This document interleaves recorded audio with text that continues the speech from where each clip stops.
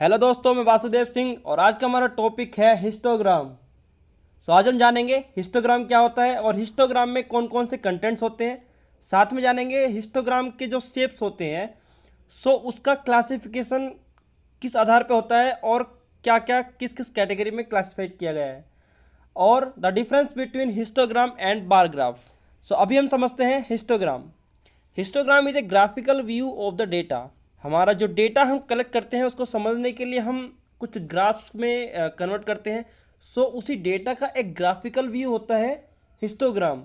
Histogram will provide easiest way to evaluate distribution of the data.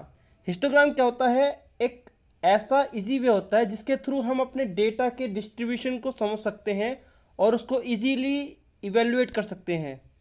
हमारा data किस हिसाब से क्या उसका डिस्ट्रीब्यूशन है और किस फ्लो में डेटा है हमारा, उसको समझने के लिए। और इसमें क्या होता है, डेटा के कुछ बिन्स होते हैं। सबसे पहले तो जो हिस्टोग्राम होता है वो क्या करता है, डेटा को कुछ कैटेगरीज में कैटेगराइज कर लेता है, कुछ सब कैटेगरीज में कैटेगराइज कर लेता है।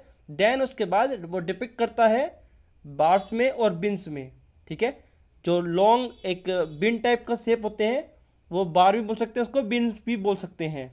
वो बिन क्या होते हैं, उन बिन्स की जो हाइट्स होती है बार की, वो क्या करते हैं, the frequency of the distribution, the frequency of the data को डिनोट करते हैं। वो बिन और जो बार होते हैं वो क्या करते हैं, डेटा के जो डिस्ट्रीब्यूशन होता है उस डेटा की जो फ्रीक्वेंसी होती है उसको डिनोट करते हैं। और जो हिस्टोग्राम जो टर्म्स है वो सबसे पहले पब्लिश किया था किसने, कार्ल पियर्सन ने। किसने किया था? कार्ल पियर्सन ने। Then the contents of histogram. अगर हम कंटेंट्स की बात करते हैं तो इसमें दो मेजर एक्सेस होते हैं, vertical axis and horizontal axis. जो एक्स होता है हॉरिजेंटल और वाई वर्टिकल। एक्स एक्सिस पे क्या होता है, ये क्या करता है, डेटा को सब कैटेगराइज कर लेता है कुछ रेंज में। देन उसके बाद उस डेटा को बिन्स में डिपिक्ट करता है और वो बिन की जो हाइट होती है वो आएंगे बाई एक्सिस में, जो कि बताते हैं the frequency of the data.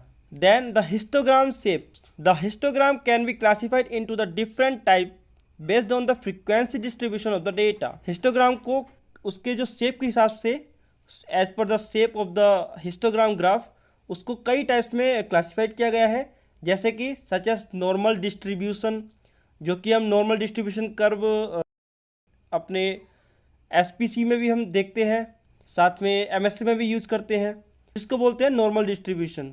Then skewed distribution, bimodal distribution, multimodal distribution, comb distribution, edge peak distribution, dog food distribution, heart cut distribution etcetera. मतलब बहुत सारे, मतलब एज पर the shape of the histogram उसको उसके जो शेप्स होते हैं उसको कई भागों में क्लासिफाइड किया गया है। उनमें जो मेन टाइप्स के हिस्टोग्राम होते हैं, हिस्टोग्राम शेप्स होते हैं, वो 5 टाइप्स के होते हैं। बेल शेप्ड हिस्टोग्राम, जो कि मैंने अभी बताया नॉर्मल डिस्ट्रीब्यूशन कर्व में यूज करते हैं। Bimodal histogram, skewed right histogram, skewed left histogram and uniform histogram, जिनको अब हम वन बाय वन करके समझते हैं। इससे पहला है bell shaped histogram.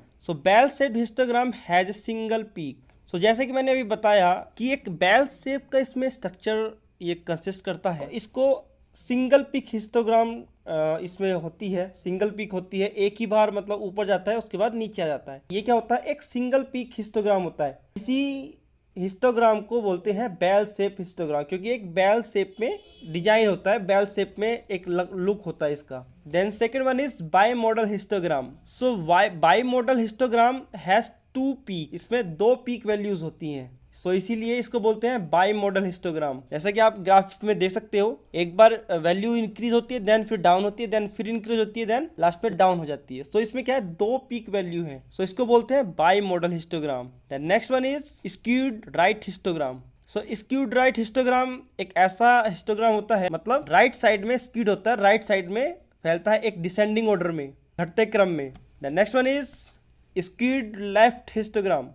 Skewed left histogram में क्या होता है, लेफ्ट साइड में स्क्यूड होता है और लेफ्ट साइड में डिसेंडिंग ऑर्डर में होता है, तो इसको बोलते हैं skewed left histogram. Next one is uniform histogram.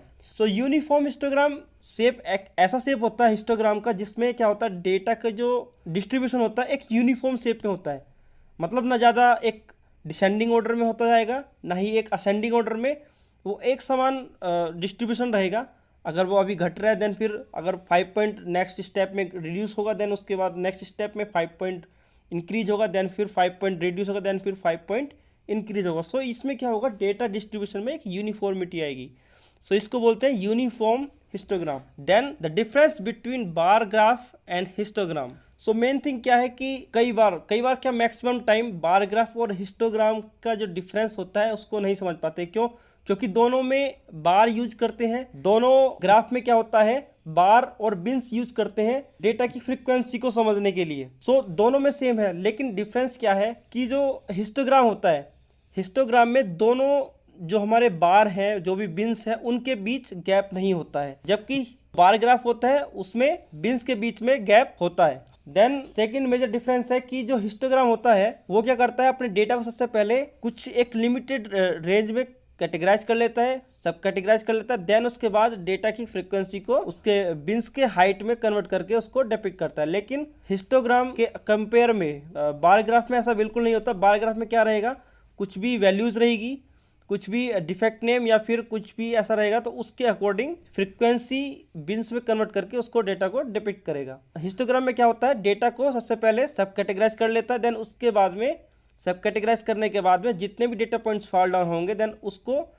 As per the frequency bins की हाइट डिफाइन होगी। लेकिन बार ग्राफ में ऐसा कुछ नहीं होता है। बार ग्राफ में जो नॉर्मल आपका एट्रीब्यूट या फिर नॉमिनल डेटा हो सकता है या फिर ऑर्डिनल डेटा हो सकता है, उसके अकॉर्डिंग जो भी फ्रीक्वेंसी होगी, जो भी डेटा पॉइंट्स की वैल्यूज़ होंगी, उसके अकॉर्डिंग बार की जो हाइट होती है वो डिफाइन होती है। सो दोस्तों ये था the difference between bar graph and histogram. So आज हमने समझा हिस्टोग्राम क्या होता है, हिस्टोग्राम के ग्राफ में कौन कौन से कंटेंट्स होते हैं, साथ में हिस्टोग्राम के जो शेप्स होते हैं देन उसको कितने टाइप्स में क्लासिफाइड किया गया है और मेन टाइप्स कौन कौन से होते हैं, और the difference between bar graph and histogram. So thanks a lot to watch this video.